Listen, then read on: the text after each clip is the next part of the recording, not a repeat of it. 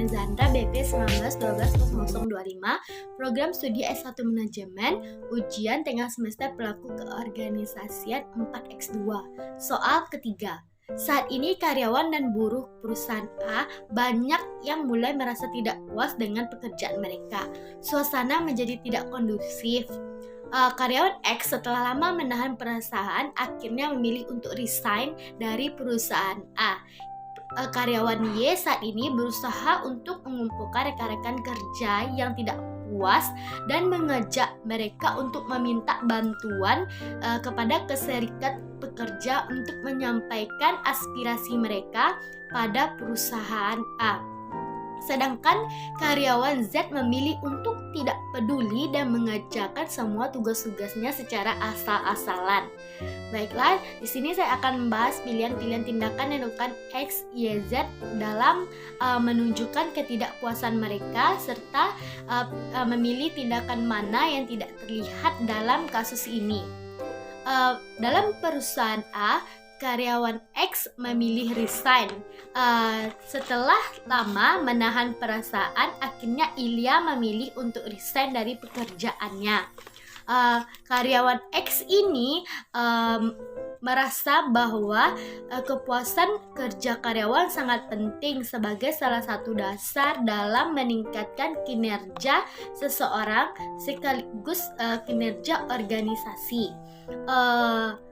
Dari perusahaan A itu, oleh karena itu ia memilih keluar dan mencari tempat yang sesuai dengan dirinya. Biasanya terdapat beberapa alasan mengapa seseorang memilih resign, di antaranya yang pertama, lingkungan kerja yang tidak kondusif. Karena lingkungan kerja yang tidak kondusif atau tidak stabil sehingga pada akhirnya karyawan memilih resign atau keluar dari perusahaan tersebut. Yang kedua, jenjang karir yang tidak jelas. Jika seseorang sudah bekerja secara maksimal dalam sebuah perusahaan tersebut namun tidak ada promosi jabatan atau kenaikan pangkat, maka ia akan memilih untuk tidak bertahan pada perusahaan tersebut. Yang ketiga, rasa jenuh dan bosan terhadap pekerjaan. Jika rasa jenuh dan bosan sudah sampai batas, maka karyawan akan memutuskan untuk resign. Rasa bosan muncul karena pekerjaan yang biasanya monoton yang ia kerjakan dalam sebuah perusahaan tersebut, sehingga ia memilih untuk keluar dari perusahaan yang tempat ia bekerja.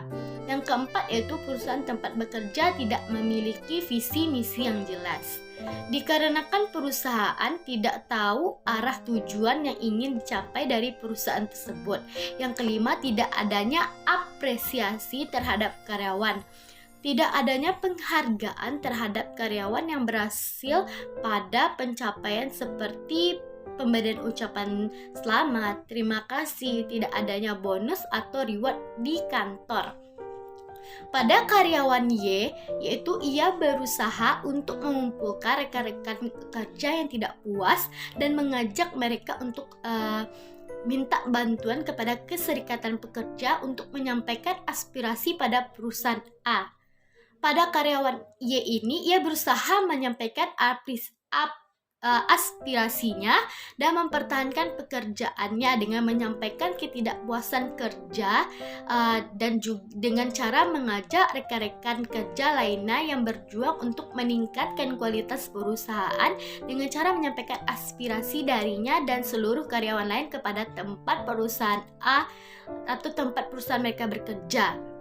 Agar tersampaikan, ia meminta bantuan dengan menyampaikan aspirasi mereka melalui keserikatan kerja agar aspirasi mereka dapat didengar dan ditanggapi oleh perusahaan.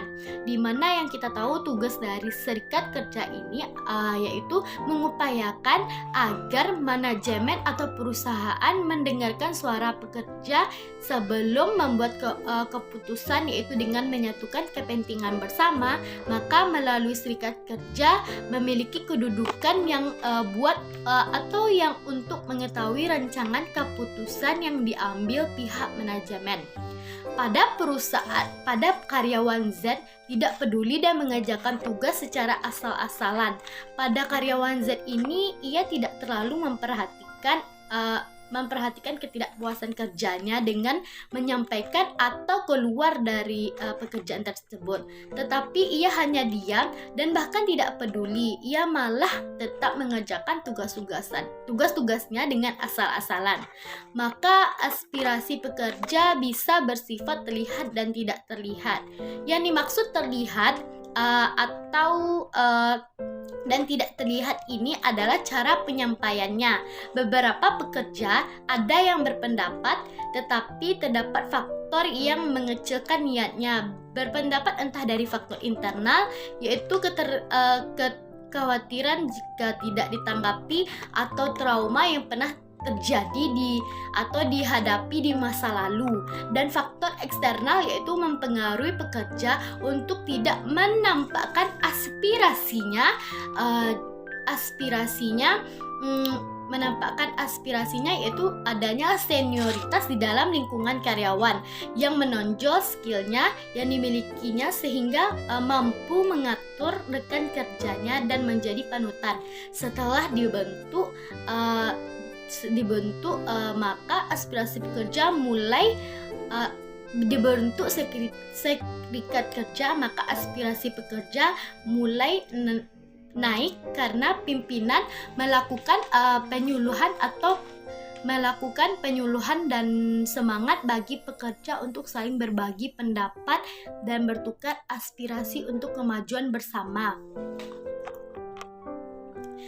Tindakan mana yang tidak terlihat dalam kasus ini? Menurut saya karyawan X tidak memperlihatkan tindakannya karena ia memilih keluar atau resign dibandingkan menyampaikan aspirasinya kepada perusahaan tentang apa yang dia inginkan dan alasannya. Yang kedua yaitu yang tidak terlihat yaitu karyawan Z, karena ia mempunyai beberapa aspirasi atau sesuatu yang tidak dia suka dari sebuah perusahaan, tetapi dia tidak berani atau enggan untuk menyampaikan aspirasinya. Ia tidak memilih keluar atau resign dari perusahaan tersebut, tetapi ia memilih untuk mengerjakan pekerjaan dengan melihatkan atau menunjukkan bahwa ia mengerjakan pekerjaan secara asal-asalan. Baiklah, sekian dari jawaban soal ketiga saya. Terima kasih. Assalamualaikum warahmatullahi wabarakatuh.